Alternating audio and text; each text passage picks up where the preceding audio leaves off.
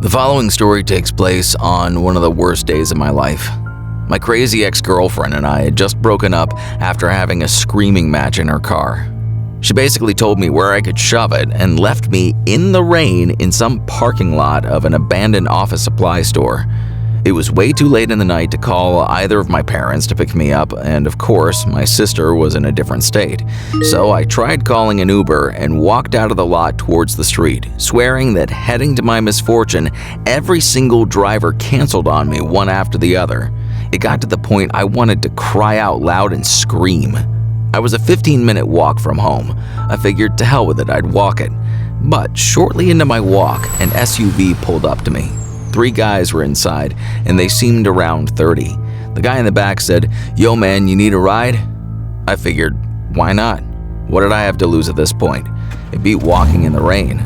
I hopped in the open seat in the back and thanked all of them. I gave the driver my address, and he started on his way to my house.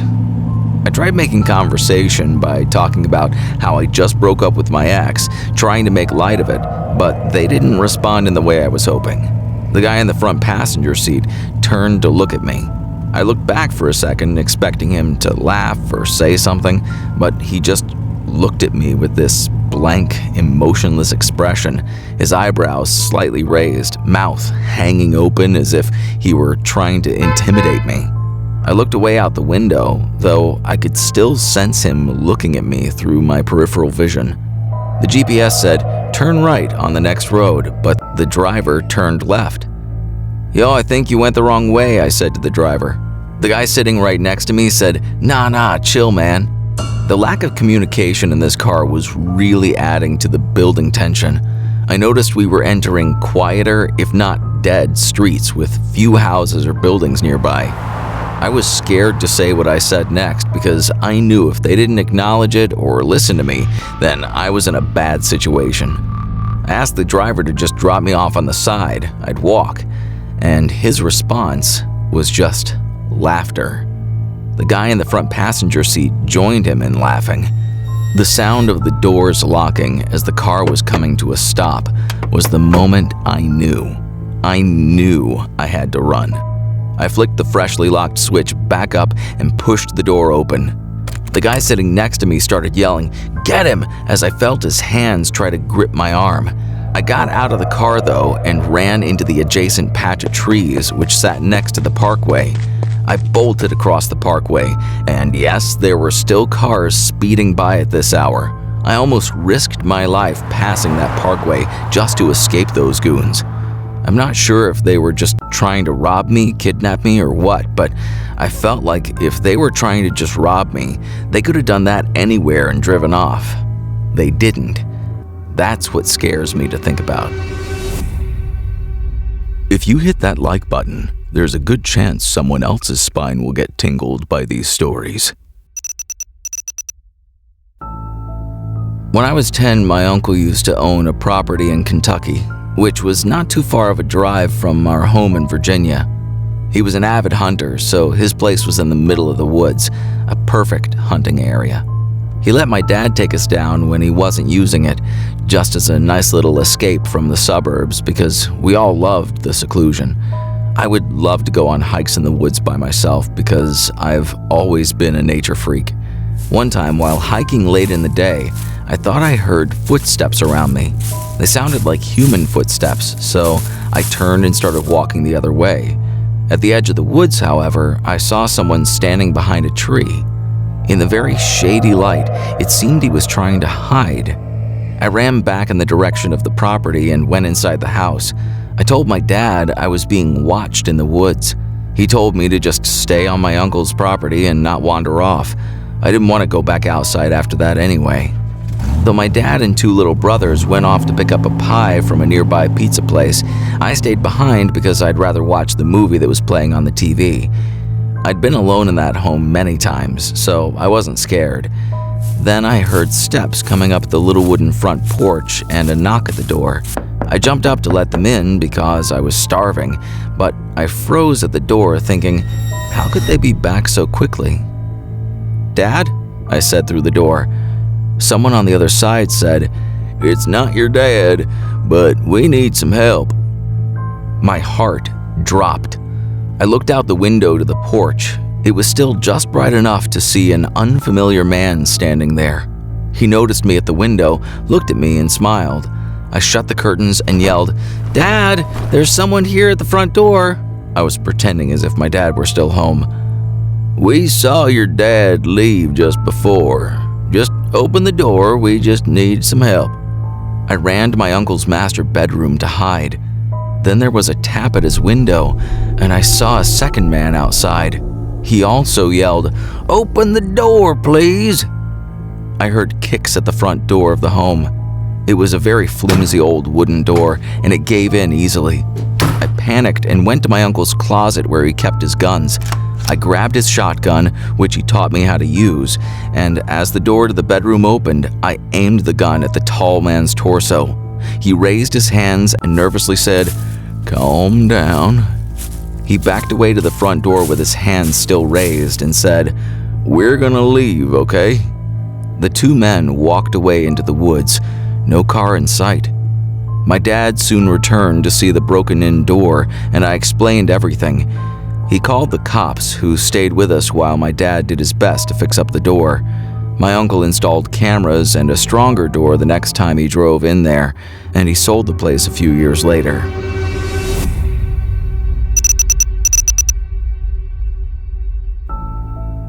There was this one night after work when all the employees at my job clocked out a little late because we happened to be extremely busy. As usual, we cleaned the store and headed to the front to clock out. That night after work, I planned to hang out with two of my co-workers. We smoked a blunt and went to Wingstop. All was well until 1 a.m. struck and I realized I needed to be home. I said goodbye to my two co-workers and headed for the nearest gas station. The gas station was conveniently right around the corner from my work, thank God, because I'd gone to work running on empty. My car was running on fumes. Although it was the closest gas station, I avoided it for many reasons, as did many other people, especially at this time of night. The station often attracted homeless drug addicts, people hitting cars and driving off, fights and screams from inside cars. It just seemed to attract the wrong crowd. As I pulled up to the pump, the high officially left me.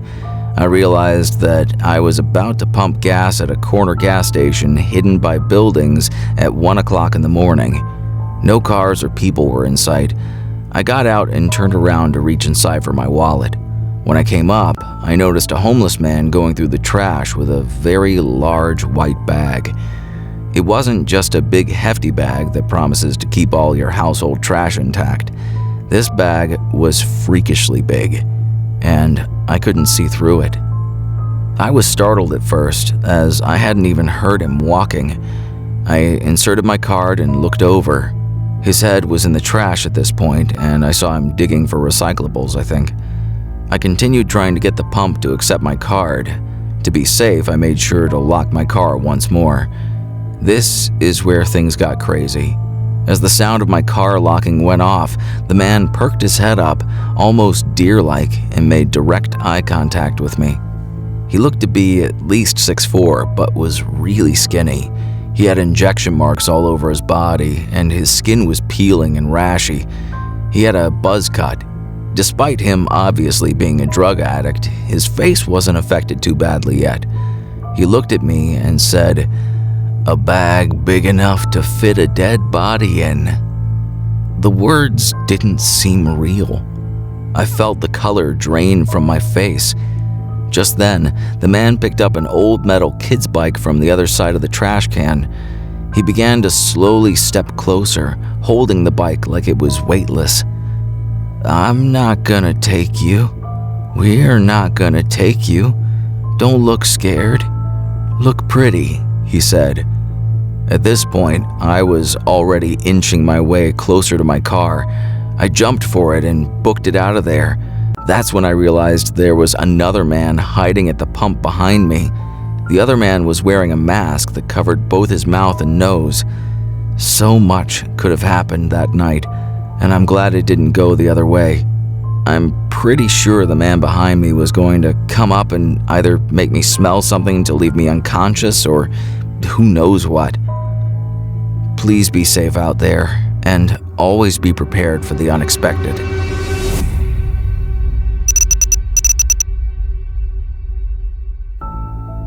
Being a little kid is a scary point in your life, yet you're too young and innocent to even realize it. I have a horrible memory from my childhood that I wish I could simply block out completely, but I just can't. I believe I was 6 or 7 years old at the time. My parents had signed me up for a summer rec program, and I was in the 6 or 7-year-olds group, the youngest group at the camp. One day, our group was at the playground, and an oldish man sitting on a bench started talking to me. He knew my name. I remember feeling very comfortable with him. He seemed kind. He gave me a candy that I ate on the spot and offered to push me on the swing. I think I told him that I was all right and continued talking to him, asking him dumb little kid questions. He introduced himself as Robbie. I still remember to this day, and told me he was friends with my mom. Since she was running late, he said he'd have to pick me up after camp. I said, okay, and around that time, my counselor shouted for our group to assemble our line by the gate so we could leave. We got back to our group's home area where we would sit and wait for the parents to come pick the kids up. I saw Robbie approaching the bench, and he said to Cal, one of my counselors, that he was picking me up for the day since my mom wasn't available. Cal looked at me and made sure I knew him. I nodded my head. Cal crossed my name off in his notebook, high-fived me goodbye, and I walked off with this Robbie guy. I remember he grabbed and held my hand as we walked. I also remember that he was walking extremely fast, like it was hard for me to keep up with my short little legs. We made it to his car. He led me to the back passenger seat and seemed to be in a hurry. He rushed into his seat, started the car, locked the doors, and started driving fast out of the parking lot. I asked, "Are you taking me home?" "Yeah," he replied. I remember hearing some yelling noises from outside the car. I lifted myself off the seat to look out the rear window and saw two of my counselors pointing at the car I was in to one of the park supervisors. This is when things got scary for my little self. As I was looking out the back window, the man screamed at the top of his lungs to get down. I got so scared I started to cry and tried opening the door when he was at a red light, but he had the child lock on. He tried to calm me down by apologizing, saying he was driving me home. I can't remember what exactly I was thinking, but I do remember being scared, starting to wonder if I was actually being brought home. We were in the car for quite some time. I started to realize I didn't recognize where we were. We were not anywhere near my house. It felt like I had to throw up from being so scared. I remember Robbie muttering, oh, constantly under his breath. He kept looking in his rearview mirror. Then, the sound of a police siren directly behind us made him scream in anger once more. He pulled to the side on a neighborhood road and told me to go along with whatever he said, but he didn't have a chance for that. Two police officers stormed out from the car with their guns half drawn and yelled at Robbie to step out of the vehicle with his hands up. He did so without question and was cuffed while they had him laying face first on the concrete. He was brought into the car while the other officers stayed with me, comforted me, and asked me questions. Another cop car arrived, and so did my mom in her minivan. She was in tears and hugged me when she got out. So, backing up, when Robbie, or whatever his real name was walking me to his car, my mom had already gotten to the bench to pick me up. When Cal told her some man had already picked me up, that's when they ran to catch what car we got into and called the cops right away. One of the camp supervisors was actually tailing us on the road, which is why Cal was panicking and how the cops were able to locate us. Now you can see why I wish I could block this memory out. It's disturbing, it's sickening, and I often have to think about the horrible, unimaginable things that could have been done to me if I had not been saved. Thanks for listening. If you want to help build the True Chiller community, like, subscribe, and share.